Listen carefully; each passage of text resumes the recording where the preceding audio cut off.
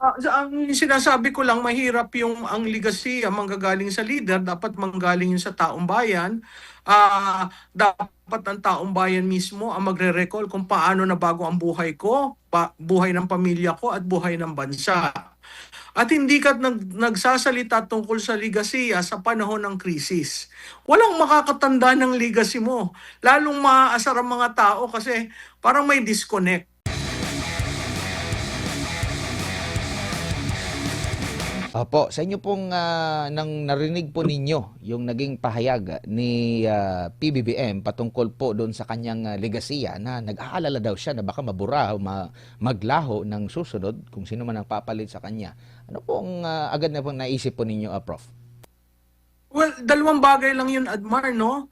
Ang isa, kung ang papalit sa kanya hindi niya kaalyado, at ang isa kung kaalyado, no? So pareho ang punto de vista niya, whether kaalyado o hindi, mawawala yung legacy.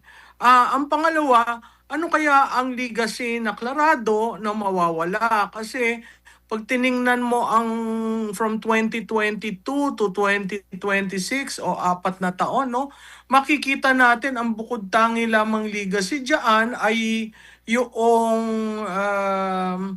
yung bagong Pilipinas na hindi naman natin nararamdaman at hindi naman natin nakikitang nagbabago ang Pilipinas. At pangalawa, yung supposedly siya lamang ang pangulong lumalaban sa korupsyon. Nakita naman natin hanggang ngayon ay yung mahiya kayo na kampanya niya noong July 2025, wala naman talagang nangyari, no? At siguro ang ibabalik ko doon, sila ang mahiya kasi hanggang ngayon walang nakukulong, natapos na ang ICI, nagulo na ang Senate Blue Ribbon Committee, hindi mo maintindihan ang tinalagang ombudsman, at wala naman talagang nakakasuhan. Except siguro kung titingnan mo, merong tokenism na nangyari, may iilan na nakasuhan, pero yung talagang mastermind, hanggang ngayon hindi natin nakikita. Sino po ba yung mas mainam, ma'am, na magbigay ng pagkilala sa legasiya ng isang leader? Mismo ba ang leader na kanyang bukang bibig na ito yung mga legasiya ko? Or hayaan yung taong bayan na kung ano yung tumatak sa kanya, yun na yung ano mo, performance mo? Tama yun, Admar, no? Katulad na rin ng nakaraan nating mga pangulo, hindi naman yung pangulo ang nagbubuhat ng bangko, at hindi tamang panahon pag-usapan ang ligasiya sa panahon ng krisis. Ang dapat ang taong bayan ang magre-recall, magre-remember na ito ang mga nabago ang buhay ko, nabago ang buhay ng pamilya, nabago ang buhay ng bansa dahil sa mga sunod-sunod na programa. Hindi, why will you talk about legacy in an era where we are in crisis, no? Ang sinasabi ko lang mahirap yung ang legacy ang manggagaling sa leader, dapat manggaling yun sa taong bayan. Dapat ang taong bayan mismo ang magre-recall kung paano nabago ang buhay ko, buhay ng pamilya ko at buhay ng bansa. At hindi ka nagsasalita tungkol sa legacy sa panahon ng krisis. Walang makakatanda ng legacy mo. Lalong maaasar ang mga tao kasi parang may disconnect. Opo, speaking of tatanda sa legasiya ng taong bayan, yung overwhelming pa rin na suporta sa nakalipas na administrasyon, sa kabila ng mga paninira, sa kabila ng sinapit ng nakalipas na leader, dating Pangulong Rodrigo Duterte, after nun, grabe pa rin yung kanyang supporter, hindi nawala, hindi natinag, at mas nakukumpara pa nila at nakita nila na mas mainam yung pamumuhay noon. Ito ba ay masasabi natin dahil sa kanyang legacy tumatak talaga sa isipan ng tao? Oo, tama ka, Admar, at yun nakukumpira. Usually kasi ang pagtingin mo sa isang pinuno, ginagamit mo yung punta libista nung nakaraan.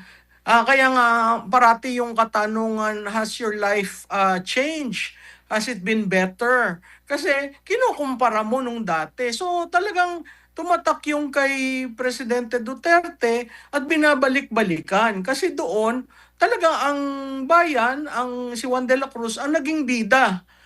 Hindi ang mga politiko na nagkamal-kamal ng pondo at ng bulsa ng pondo. Opo, binanggit po dito sa post ni Congressman Pulong Duterte patungkol kasi meron siyang pinost dyan, no? Maliban sa pagsasabi na ang legasiya mo ay ang korupsyon o ang iyong korupsyon, meron din siyang nabanggit dito. Sabi niya rito, Filipinos are not concerned about preserving political legacies. They are concerned about their daily struggles, rising cost of living and government, and that should be working for them, not for itself. Legacy is not claimed or protected by words. It is defined by actions and ultimately judged by the people. Ito na yung napag-uusapan natin, Prof. Oo, yan, tama yan. It is something earned, no? Natutuwa ang taong bayan dahil ay nabago ang buhay ko, ay nabago ang sitwasyon ko, ay ang aking mga anak ay nakakapag-aral ng maayos, 'di ba? Tuwing pinag-uusapan ng legacy, tinitingnan paano ba naapekto sa akin, personal, ng taong bayan, yung mga ginagawa ng leader. So tama yung sinabi ni Congressman Pulong, dahil contextualize niya yung legasiya. Sa tingin niyo po, yung pinangako niya noon na maipagpapatuloy or mahigitan pa yung nakalipas na administrasyon, kasi nga nagkaroon siya ng tandem with the Duterte, di ba? Kung naipagpatuloy niya yon, nagampanan niya yon or nahigitan pa, matatatag niya yung legasiya at hindi naman siguro bobo ang tao na laging i-claim doon kay dating Pangulong Rodrigo Duterte. Basang nakita nila ano yung nagawa mo na ipagpatuloy mo, bibigyan ka pa rin ng papuri dahil sa naipagpatuloy mo yung legasiya. Oo, alam mo, Admar, yung issue kasi ng legasiya, pwede rin sa punto de vista ng continuity. Kung hindi nasira yung unity, may continuity. Pero dahil may what's the right term? May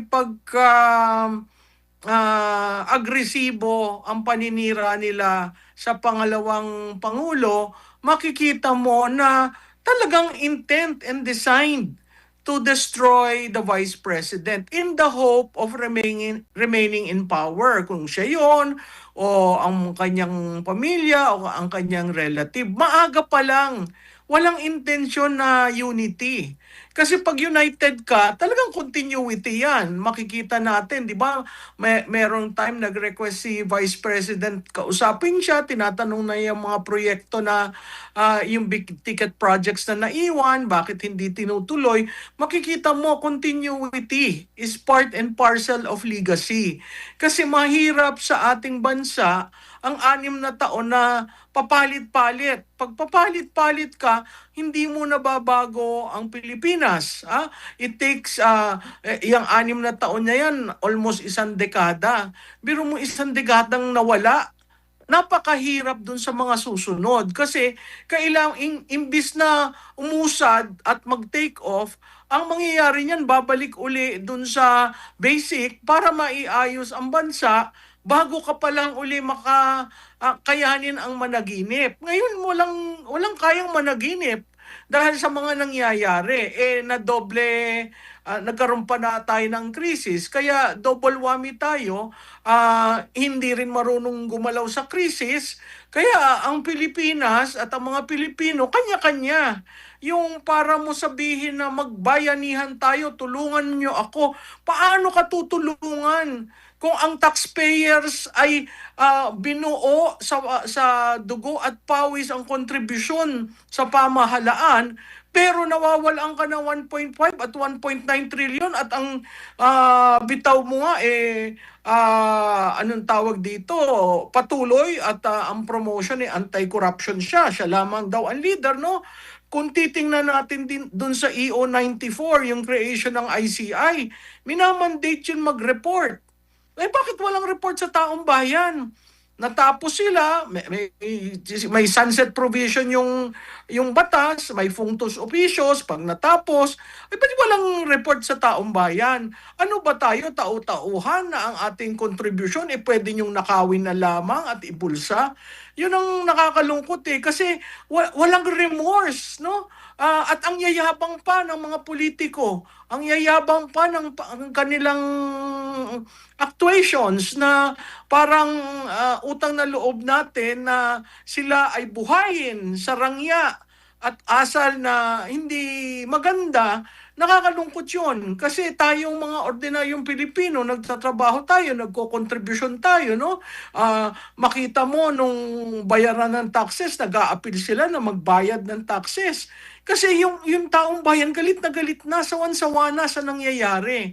Pero wala naman tugon na nangyayari at lalo pang iniinsulto ang mga Pilipino sa araw-araw na pagsasalita ng kanyang spokes na hindi mo maintindihan kung saan ang patungo. Opo, speaking of tugon, meron silang tugon, ma'am. Ito, basahin ko yung tugon ni Undersecretary Claire Castro. Sabi niya, kasi tugon ito niya sa pahayag ni Congressman Pulong Duterte ng ligasiya ni PBBM ay yung kanyang korupsyon daw. Sabi rito, kailangan po bang i-memorize na ang dating Pangulong Duterte ang nakailang ulit na umamin na siya ay korap, na siya ay nagnanakaw sa kaban ng bayan? Sa kanyang speech, harapan ng marami ay pinagmalaki ng dating Pangulo ang pagtraidor sa mga Pilipino dahil sa kanyang pangungurakot, pagmamariwana at pag-abuso sa fentanyl. Sa kawalang sapat na aksyon na panagutin ang nasa likod ng mga ghost projects na inamin niya noon pang 2020 na nagtuloy pang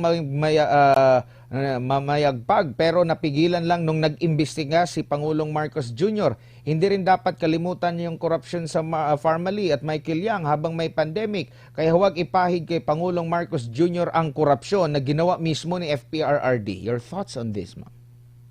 Alam mo, hindi mo na kailangan sagutin yan kasi alam mo, politikang politika Parang santo si BBM at yung isa ay walang hiya, no? Kung titingnan mo yung konteksto ng pagka-lift niya dyan sa mga phrases na sinama niya sa isang spokesperson briefing, lahat yan hyperbole. Yung formally may kaso, 'di ba? Nasa ombudsman. Bakit hindi nyo bilisan? Nasa sa kanila 'yon. Kung merong mga mali na nangyari nung previous administration, filean nyo ng kaso. Ang problema, lahat sila namumulitika lang, satsat lang ng satsat at pilit na sirain yung dating Pangulo at kasama na yung anak. So hindi ko maintindihan, yan ba ang presidential communication ng manira ng manira? Kaya hindi natutuwa ang mga tao sa kanya Sa kanya at sa kanyang amo. Kasi ang default na ginawa since day one, ang may kasalanan lahat nito ay Duterte. Parang tinabi na yung kontribusyon ng anak, si Vice Presidente, doon sa unit team. So makikita mo talaga yung itim na balakin at itim na propaganda na ginagawa nitong administrasyon na ito. So, hindi pala yun unity, ma'am. Uni-itim. Okay, Oo, unit.